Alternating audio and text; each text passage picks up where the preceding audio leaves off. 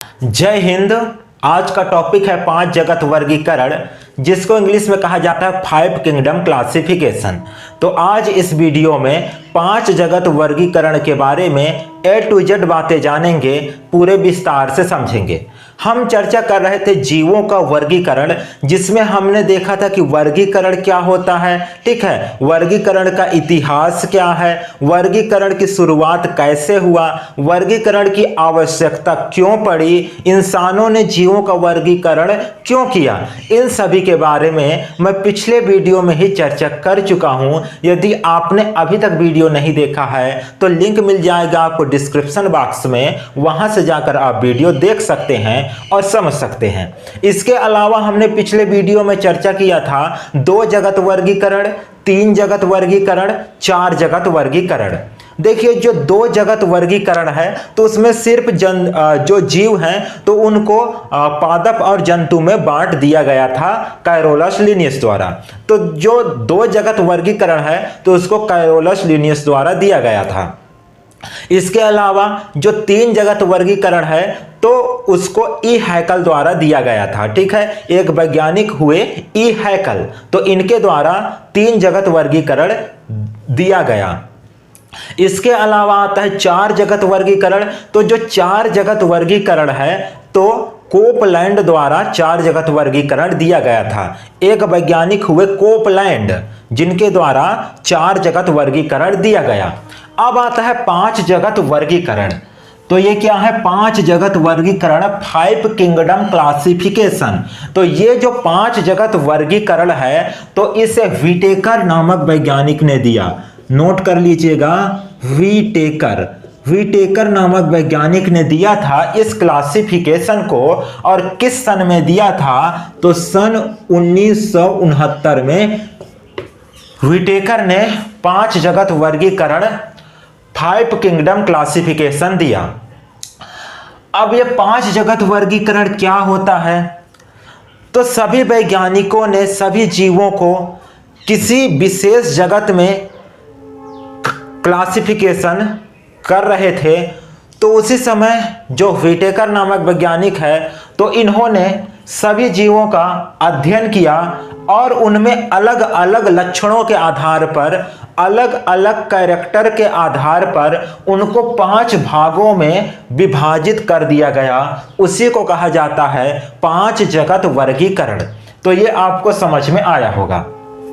अब देखिए, जो 5 जगत वर्गीकरण है तो उनका नाम क्या है उन जगत का जिनका विभाजन किया व्हिटेकर नामक वैज्ञानिक ने। तो यहां देखिए, पहला जो जगत है वो है मोनेरा जगत, दूसरा जगत है प्रोटिस्टा जगत, तीसरा जगत है फंजाई जगत, चौथा जगत है प्लांटी जगत और 5वां जगत है एनिमिलिया जगत, ठीक है। तो आपको याद रहेगा, पहला जगत है मोनेरा जगत, दूसरा जगत है प्रोटिस्टा जगत, तीसरा जगत है फंजाई जगत, चौथा जगत है प्लांटी जगत और 5वां जगत है एनिमिलिया जगत। तो आपको याद करना पड़ेगा इतना। अब देखते हैं जो मोनेरा जगत है, ठीक ना, तो इसका लक्षण क्या है। जो मोनेरा जगत है इसमें कैसे जीवों को रखा गया, ठीक है, तो ये चीज हम देखते हैं। तो देखिए, जो मोनेरा जगत है उसमें एक कोशिकी जो जीव हैं उनको रखा गया, ठीक है। और एक कोशिकी में कैसे जीव? जो प्रोकैरियोटिक जीव हैं, ठीक है। प्रोकैरियोटिक जीव के बारे में यदि आप नहीं जानते होंगे तो हम बता रहे हैं। देखिए, जो प्रोकैरियोटिक जीव है तो ऐसे जीव जिनके कोशिकाओं में जो केंद्रक है उसका अभाव होता है, केंद्रक नहीं होता है। और यदि केंद्रक होता है तो ये झिल्ली में पैक नहीं रहता है। जो केंद्रक झिल्ली है तो केंद्रक झिल्ली की अनुपस्थित होता है। इसमें जो आनुवांशिक पदार्थ हैं तो पूरे कोशिका के अंदर फैले होते हैं, जैसे डीएनए हो गया, आरएनए हो गया, जीन हो गया, ठीक है। तो जितने भी आनुवांशिक पदार्थ हैं तो जो प्रोकैरियोटिक जीव है तो उसके पूरे कोशिका में फैला होता है, मतलब पूरे शरीर में फैला होता है। अब जो मोनेरा जगत में जो जीव रखा गया तो उसमें कोशिका भित्ति का अभाव था, ठीक ना, कोशिका भित्ति नहीं पाया जाता है। इसके अलावा जो मोनेरा जगत के जीव हैं तो उनमें जो पोषण है, जो भोजन करने की प्रवृत्ति है, ये स्वयं पोषी होते हैं और विषम पोषी होते हैं। स्वयं पोषी कहने का मतलब इसमें क्लोरोफिल भी उपस्थित होता है, तभी तो स्वयं पोषी होंगे। और इसमें विषम पोषी भी, ये दूसरे जीव से भी भोजन ग्रहण कर लेते हैं। तो ये आपको समझ में आया होगा मोनेरा जो जगत है उसके लक्षण। इसके एग्जाम्पल कौन कौन से हैं? तो जीवाणु, जो बैक्टीरिया है, जो नील हरित शैवाल हैं, ठीक ना, माइकोप्लाज्मा, साइनोबैक्टीरिया इत्यादि इसके उदाहरण हैं। अब जो ये मोनेरा जगत है तो इसमें एक चीज नोट करिएगा कि जो मोनेरा जगत के जो जीव हैं तो इसमें किसी भी प्रकार का प्रचलन अंग नहीं पाया जाता, किसी भी प्रकार का अंग विकसित नहीं होता है जिससे ये एक स्थान से दूसरे स्थान तक जा सके। तो ये आपको समझ में आया होगा मोनेरा जगत। अब अगला जगत है प्रोटिस्टा जगत।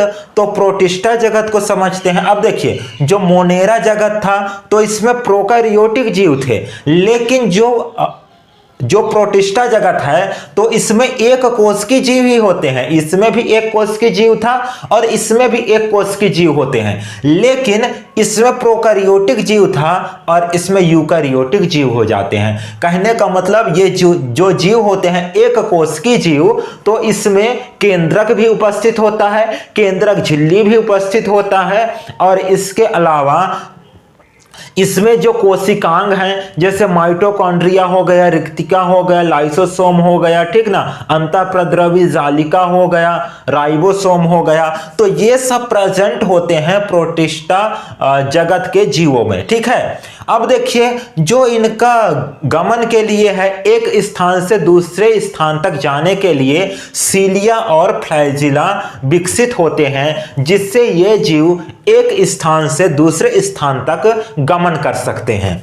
अब देखिए, इनमें जो जनन की क्रिया है, ठीक ना, तो इसमें लैंगिक जनन और अलैंगिक जनन दोनों प्रकार की जनन होता है, प्रजनन होता है। इनका जो आवास है तो प्रमुख रूप से ये जलीय जीव होते हैं। जो प्रोटिस्टा जगत के जंतु हैं वो प्रमुख रूप से जल में पाए जाते हैं। इसके एग्जाम्पल देखिए, एग्जाम्पल है शैवाल, कवक, प्रोटोजोअन्स, ठीक ना। लेकिन यहां देखिएगा इसमें भी है नील हरित शैवाल, ठीक ना। तो इसमें जो प्रोटिस्टा होगा तो प्रोटिस्टा में नील हरित शैवाल को छोड़कर जितने भी शैवाल आएंगे तो वो सब प्रोटिस्टा जगत के अंतर्गत आते हैं। अब यहां नोट कीजिएगा एक चीज है प्रोटोजोअन्स, ठीक ना। तो प्रोटोजोअन्स का मतलब जैसे अमीबा हो गया, पैरामीशियम हो गया, युगलीना हो गया, ठीक ना। तो ये सब प्रोटोजोअन्स के अंतर्गत आते हैं। तो इतना आप समझ चुके होंगे। अब अगला जो जगत है, अगला जो किंगडम है तो वो है फंजाई किंगडम, ठीक ना। अब जो फंजाई किंगडम है तो ये भी यूकैरियोटिक जीव होते हैं, ठीक ना।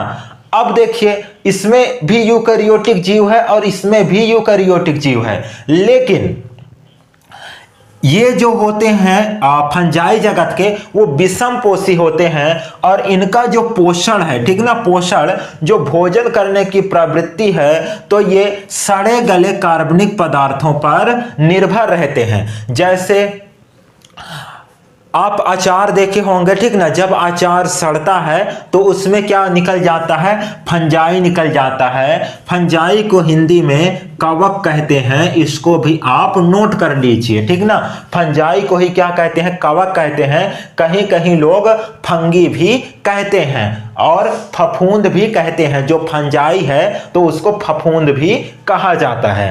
अब देखिए, जो अचार है तो जब सड़ता है अचार तो उसमें क्या निकल जाता है? फफूंद निकल जाता है, फंजाई निकल जाता है, जो कि फंजाई जगत का ही जीव है, ठीक है। अब इसमें देखिए जो कोशिका भित्ति है, अब जो फंजाई जगत के जीव हैं तो उसमें कोशिका भित्ति भी उपस्थित होगा, ठीक है।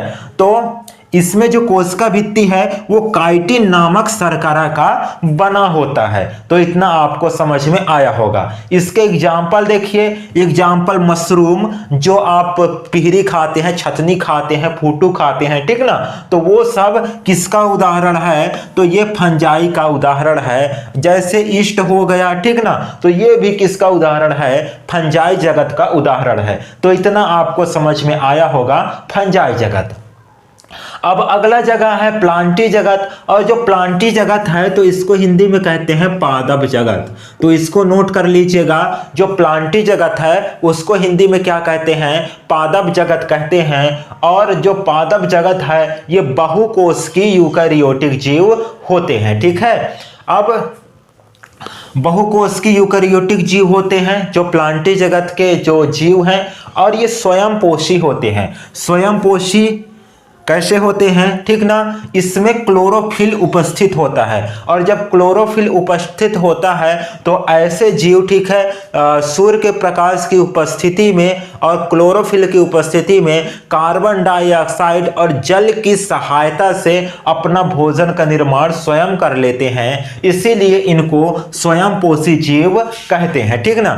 अब इसमें जो जनन की क्रिया है, देखिए, जो जनन की क्रिया है वो वर्धी भी होता है, लैंगिक भी होता है और अलैंगिक भी होता है। तो कैसे? देखिए, लैंगिक कैसे? जिन पेड़ पौधों में फूल पाया जाता है तो उसमें जायांग और पुमंग होता है, ठीक ना। जो जायांग है वो मादा जननांग कहलाता है, और जो पुमंग है, ठीक ना, तो वो नर जननांग कहलाता है। जो पुमंग होता है तो उसमें पराग कण पाया जाता है, और जो मादा जननांग है उसमें अंडाशय पाया जाता है, ठीक ना। तो इसमें परागण की क्रिया होता है, और परागण की क्रिया के बाद निषेचन की प्रक्रिया होता है, और निषेचन के क्रिया के बाद, ठीक ना, जो अंडाशय है तो उसमें फल का निर्माण होता है। तो ये हो गया लैंगिक जनन। और अलैंगिक जनन कैसे होता है? तो अलैंगिक जनन ये वर्धी क्रिया ही होता है। वर्धी क्रिया का सरल रूप, जैसे आप गुलाब हो गया, अमरूद हो गया, ठीक ना, आम हो गया, अनार हो गया, तो इसका आप कलम लगाते हुए देखे होंगे। तो यही क्या कहलाता है? वर्धी क्रिया कहलाता है। कर्तन विधि द्वारा ये सब किया जाता है, इसमें प्रजनन। अब एक चीज देखे होंगे, बिगोनिया और ब्रायोफिलम का जो पत्ती होता है, तो उसको देखे होंगे कि यदि ब्रायोफिलम का और बिगोनिया का पत्ती आप तोड़कर नमी वाले स्थान पर फेंक देंगे तो उसमें से पौधा निकल आता है, ठीक ना। तो ये किसका उदाहरण है? वर्धी प्रजनन का। मतलब एक पेड़ से डाल काट दिए और उसको कलम के रूप में लगा दिए, कहीं फेंक दिए नमी जगह में, तो उसमें से पौधा निकल आया, तो ये कहलाता है वर्धी, ठीक ना। तो आप समझ चुके होंगे कि जो प्लांटी जगत है, ठीक ना, तो उसके अंतर्गत जितने भी पेड़ पौधे हैं, पेड़ पौधे वे सब आते हैं, ठीक है। जितने भी पेड़ पौधे हैं वो सब किसके अंतर्गत आते हैं? प्लांटी जगत के अंतर्गत। ऐसे जीव जो एक स्थान से दूसरे स्थान तक गमन नहीं कर सकते, चलकर नहीं जा सकते, ये एक ही स्थान पर स्थित होते हैं, तो ये सब प्लांटी जगत के अंतर्गत आते हैं। तो ये समझ में आपको आ गया होगा प्लांटी जगत, ठीक है। अब जो पांचवा है वो है एनिमिलिया जगत, ठीक ना।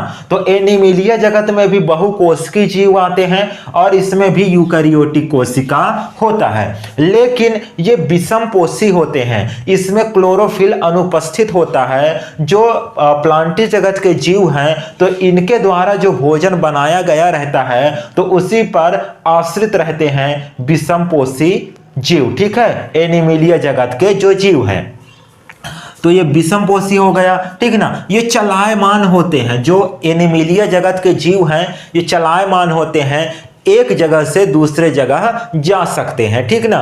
इसमें विशेष प्रकार के अंग विकसित होते हैं एक स्थान से दूसरे स्थान जाने के लिए। जैसे हम मनुष्य हैं, ठीक ना, तो हम मनुष्य किस जगत में आते हैं? एनिमिलिया जगत में, ठीक है। इसके अलावा जो हाथी है, जो चींटी है, जो केचुआ है, जो सांप है, जो गिरगिट है, ठीक ना, तो ये सब किस जगत में आते हैं? एनिमिलिया जगत में। इसके अलावा जो उड़ने वाले प्राणी हैं, जैसे कबूतर है, तोता है, मैना है, तो ये सब एनिमिलिया जगत में आते हैं, ठीक है। अब एनिमिलिया जगत का एक विशेष लक्षण क्या है, तो ये सब क्या है, इसमें संवेदी अंग पाया जाता है, ठीक ना। संवेदी अंग विकसित होते हैं। एनिमिलिया जगत के प्राणियों को पता रहता है कि हमें कैसे चलना है, क्या खाना है, तो ये सब विकसित होता है एनिमिलिया जगत के प्राणियों में, ठीक है। इसमें स्पेशल तंत्रिका तंत्र उपस्थित होता है जो सभी संवेदनाओं को ग्रहण करता है और फिर इसमें सोचने समझने की क्षमता का विकास करता है। तो ये आपको समझ में आया होगा, ठीक ना। तो इसके अंतर्गत जितने भी जंतु आते हैं, जितने भी प्राणी आते हैं, ये सब एनिमिलिया जगत के अंतर्गत आते हैं। तो ये आपको समझ में आया होगा 5 जगत वर्गीकरण।